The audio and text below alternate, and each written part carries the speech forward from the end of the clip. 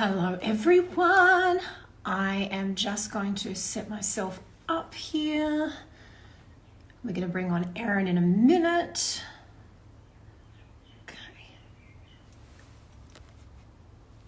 Talk amongst yourselves. Okay. Alrighty, welcome to a new show, a new series, Help My Styling Biz. This is exciting. I'm just going to bring on my beautiful partner. Let me just bring her in. Erin.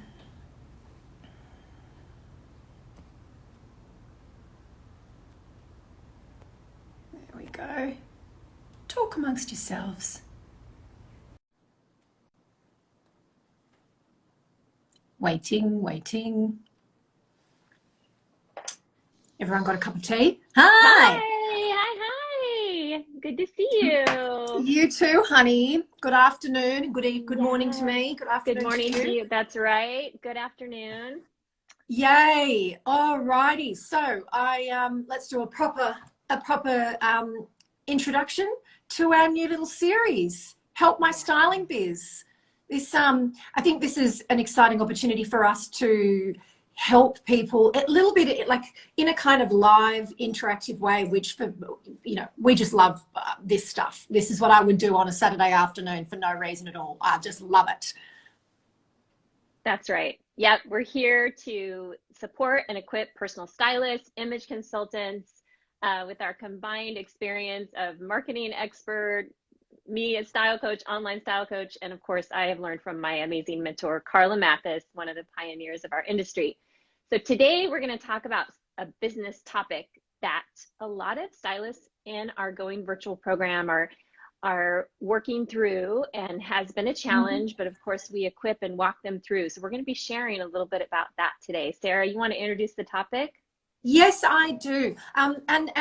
Just before we start, I wanted to welcome everyone that's joining us already, and to encourage everyone to just, send through questions. This is an opportunity for us to answer your questions and provide a little bit of a sort of on-the-fly, creative, strategic business guidance for you.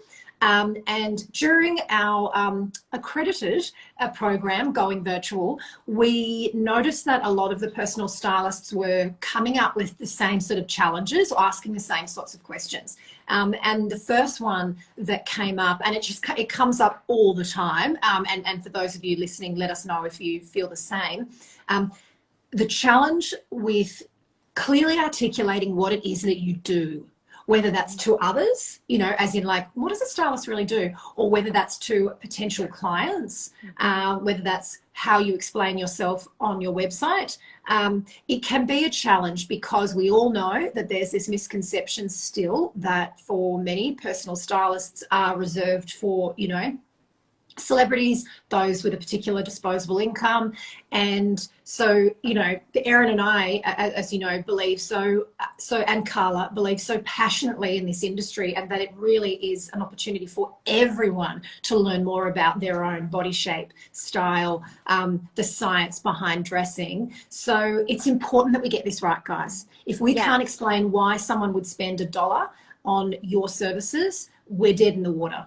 So we're going to take you through sort of how to solve this issue. Yeah, and real specifically today, we're going to focus in on how do you describe your services in a way that is compelling, that makes your client want to buy that service, right? And that's where a lot of stylists get stuck. How do I describe it? How do I sell it? So this is what we're going to give you. We're going to open up a little window into some of what we teach inside Going Virtual. We're going to cover some of that today.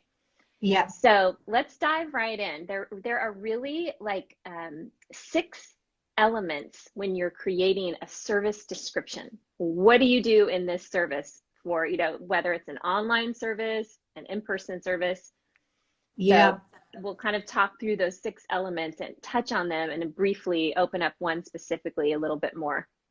And those, just to reiterate, those sort of steps that we walk you through to create a compelling virtual styling service answer this question. Because once you've gone through these steps, which are quite sort of chronological, you know, they're linear in nature, you will confidently be able to articulate the value that you deliver, the reason it's worth investing in working with a stylist, and the results. Can I just sort of present just an interesting concept before we begin? If you jump on any website, or if you read a brochure for beauticians, you know, like let's say you go onto your favorite beautician's website and they'll have the list of facials, right? This is a perfect example of how a business sells a dream rather than a kind of a process. So once we've kind of gone through these steps, I want to show you, or to sort of share how beauticians do it really well, just so it sort of cements in your mind what someone like me, who's not a stylist, wants to read, wants to hear, in order to go, let me book in immediately. That's right. All righty. Erin, do you want to take us through the first one? Yes. So the first one is you want to give a quick overview. This consultation will help you solve which problem, right? So that you can have the dream outcome. Or another example would be you need help with the problem so that you can have the dream outcome. Now, this brings up an interesting point, that is, you need to understand what are your clients' perceived problems, right? Yeah. And how do you find that out? How do you find that out? Sarah, do you want to give your initial thoughts on how they find that out? Yeah, absolutely. A couple of things with marketing. The easiest thing to do is to use the words that they're using. So for those of you that are familiar with me, you'll know that creating a niche is something that I just feel so passionately about, from a marketing strategically speaking, but also just from a business perspective. We need to understand who our ideal client is, who our target client is, and we need to understand what's going on in their mind, what their challenges are, because then we can work out what the trigger point will be for them to purchase, for them to spend money to change the situation. So that's really important. So you've got to interview people. If your client's a woman, a middle-aged woman, or whatever your target client is, you have got to find 10 to 20 people, if you can, that are, you know, even if you can just do 5, but 10 people who are like your target client, and ask them those questions. What is your biggest problem when it comes to style? What keeps you up at night? How do you feel when? You ask them these questions, and you either record it or you take very good notes. It's ideal to record it so you can transcribe it later. That you are going to be writing down and capturing everything they say, because those words, like Sarah was saying, are so important. You must understand what's going on inside your client's brain. What does she think? What are her thoughts? And you need to put that in the description of your service, so that you say, we're going to help you solve this problem in their words, right? So that every time you stand at your closet, you don't feel overwhelmed and depressed. Exactly. And that's a really good point. Once you know what their problems are, or what, you know, the key problems that your particular product or service is going to solve, then it forces you, when you're writing this stuff in the copywriting stage, it forces you to think in a way that I need you to think, in terms of, if your problem is X, then my solution is going to solve it by doing Y. So instead of just saying, I have a virtual color analysis, you will know your colors. That's great. I'm going to assume that that's going to be the case. But I'll tell you a problem I have. As I'm getting older, as a potential client, for those of you watching, my colouring in my face and my hair is changing. Now, all of you who are experts in this industry already know that to be true. You understand, you know, colour. So for me, one of the biggest challenges I have is I don't know what shade of lipstick suits me. I don't know what shade of blush suits me anymore. I'm trying to kind of work with my inherent colouring. So that would be a reason for me to have a virtual colour analysis, right? But I don't know, well, I do, because I studied with Erin and Carla, but you know, the average person has no idea what a virtual color analysis is. They can't picture the product itself. They wouldn't know what they're coming home with, and they won't know how it impacts the decisions that we make moving forward. So if you know, my problem is I cannot find that perfect shade of lipstick. If I showed you, I mean, like I've got, this is just a couple on my desk. I've got about 1,000. I've got palettes. I can't find anything. So if you were able to describe a service that solved that problem, I don't care how you do it, just solve the problem for me. And that's really important. It's so important. And the other thing that you need to find out from these people that you interview, your target client, your demographic, is you need to find out what is their dream. If they could have anything when it came to their style, how would they want to feel? What is their dream? So we want to capture the dream. Yeah. And you need those words too. So you are able to articulate your target client's problem in the words that they say and the thoughts that they think, and then you're going to articulate the dream outcome, right? So you need to write that into your service. You're going to get this dream outcome. When you start your day, you're going to feel so relaxed because you know your colors, your wardrobe's organized. Whatever you say is going to be that dream outcome. I'll give you my dream. I want, again, as we get older, our lips get a little bit dry and wrinkly or whatever. So all of the lipsticks that I wear are going to cake and sit on my lips. So my dream is to be able to create a makeup look every day. I'm obsessed with makeup. My dream is to be able to create a look every day that makes my face look dewy and fresh. I want to look alive. I want my lips to look naturally plump and bigger than they are. Those are my dreams. So that's the language I'm looking for when I'm online, when I'm on social media, and when I'm being exposed to brands. This is where beauticians do this perfectly. Has anyone ever heard the phrase, sell the destination, not the plane? It's the best friggin' sentence in the world. It is so smart. I don't care how you get me to Bali, just get me to Bali, because I want to be on an island with some beautiful cocktails on a beach. I don't care that you're going to be serving me a shitty toasted sandwich on the plane. My destination is where I want to be. We always have to think about that destination. Yeah. So I'll just read something out for a second. When you are, look, like everyone today should jump on a website, jump on Google and just search beautician and jump on a website, and you will read when they're describing things. I don't know how they're going to do it, but all they're talking about is creating beautiful, like improving the appearance of sun damage, scars and acne spots. That's the dream. I want you to get rid of my blackheads. Yeah. Great. I don't care. Yeah. Make your skin dewy and plump. I don't care what you're putting on my face. That's what I'm looking for. So that for stylists, if we can think in this way, it's going to make a massive difference to your conversions. Yeah, I'm going to show you how to dress so you look 10 years younger and vibrant and healthy and, relevant. So yeah, we're capturing the dream. So for those of you just joining, we're talking about how do you describe your services as a personal stylist in a way that compels people to work with you, to want that service.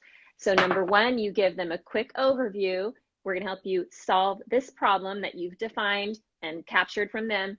And so that you can have the dream outcome. Number two, you're gonna sell the dream. I will help you go from this pain point, this frustration, the dreaded closet overwhelm, to the solution. An organized closet with curated outfits you love that makes getting ready in the morning super easy.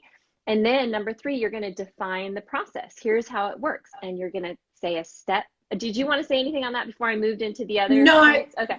No, I'm excited to get to number 4. Okay.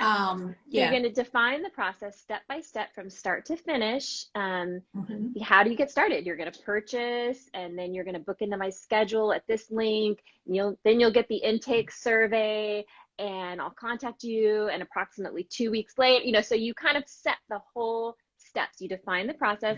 Number 4, you define the deliverable. What do they get? How many hours of your time? How many revisions?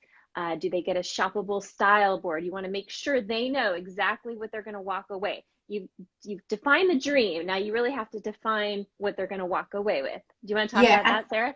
Yeah, that, because again, so this is, I love this series because we've got Erin, who has been styling for such a long time, both in person and online.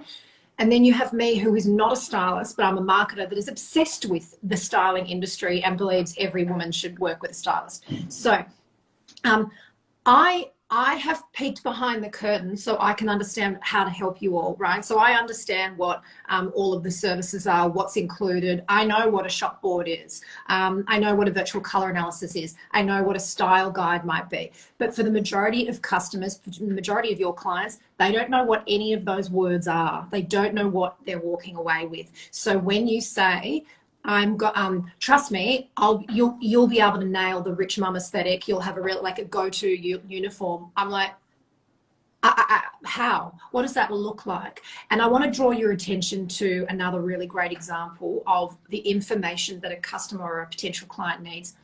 Amazon, you've heard me all talk about it, the perfect template on the product page, any product on Amazon, the perfect template which explains to you the information that someone needs to know before they make a purchasing decision.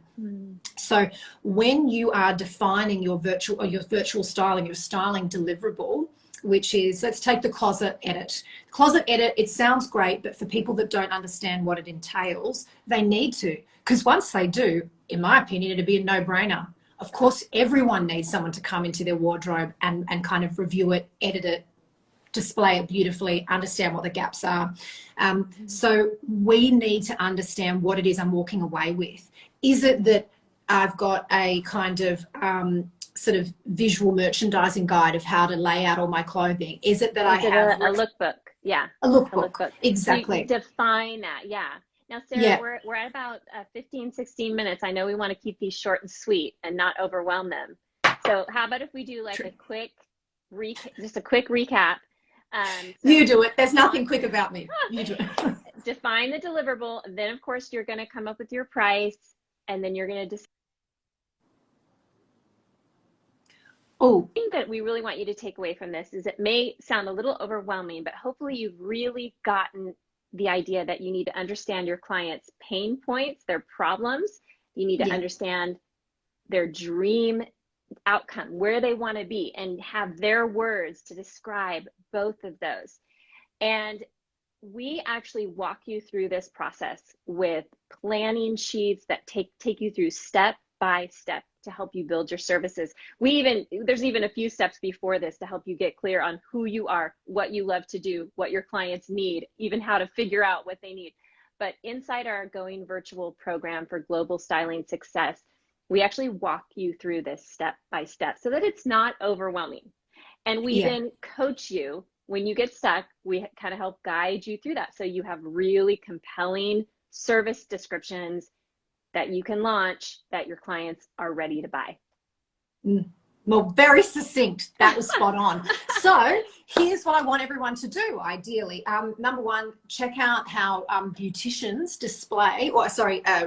explain the services. And what you'll find more often than not is that it talks about the results of your skin, what your skin's going to look like, rather than the ingredients list of the serum that they're going to put on you.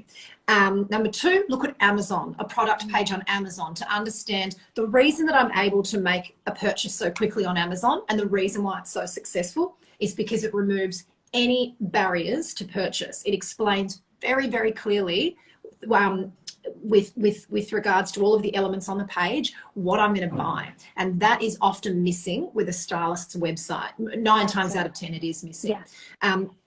The other thing is go into Sarah's bio or the StyleCore bio.